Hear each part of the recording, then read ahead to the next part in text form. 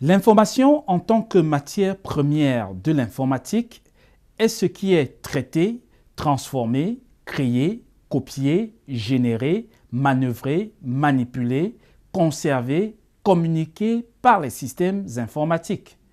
Bienvenue à cette deuxième édition des mots de l'informatique. Installez-vous confortablement. Nous décryptons pour vous le mot information. À tout de suite. Sur le plan étymologique, le mot information vient du verbe latin informare, qui signifie donner une forme à ou se faire une idée de. L'information est donc une pensée, une connaissance, une idée à laquelle une forme est donnée pour être partagée avec les autres. Par exemple, pour dire bonjour à mon voisin, il faudrait premièrement que cette pensée puisse naître dans mon esprit. Dès que cette idée existe, je choisis un moyen par lequel je vais lui présenter mon bonjour. Je peux utiliser la voix pour lui dire bonjour lorsque je le rencontre, ou alors je peux plutôt lui envoyer un SMS à partir du téléphone ou rédiger une note sur du papier. Dans le premier cas, ma pensée a pris la forme de la voix, parce que je lui ai dit bonjour avec le son de ma voix. Dans le deuxième cas, par contre, la pensée a pris la forme d'un texte.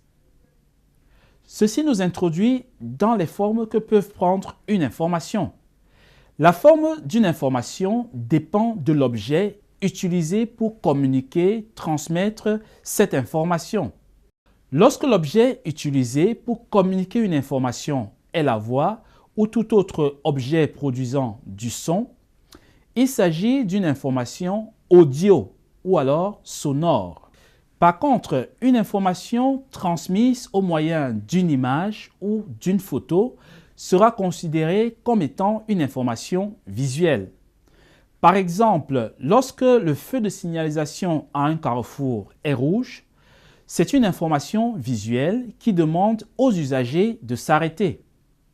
L'information transmise à l'aide des lettres de l'alphabet, des chiffres ou d'autres symboles sera considérée comme étant une information écrite texte.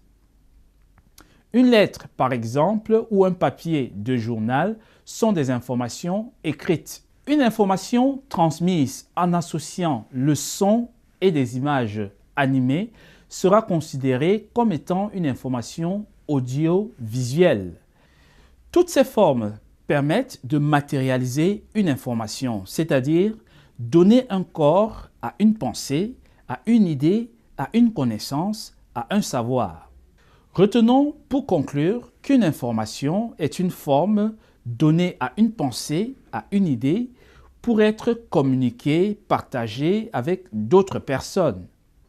Cette connaissance, ce savoir, cette pensée peut prendre la forme d'un son, d'une image, d'une photo, d'un texte en fonction de l'objet qui est utilisé pour communiquer cette information. Il est important de retenir cet aspect parce qu'il nous permettra de comprendre et de maîtriser le fonctionnement des systèmes informatiques. Cependant, pour qu'une information soit complète, elle a souvent besoin d'être précisée par des données. Merci de nous avoir suivis pour cette édition. Ne ratez surtout pas la prochaine parce que nous vous parlerons de ce que c'est que les données.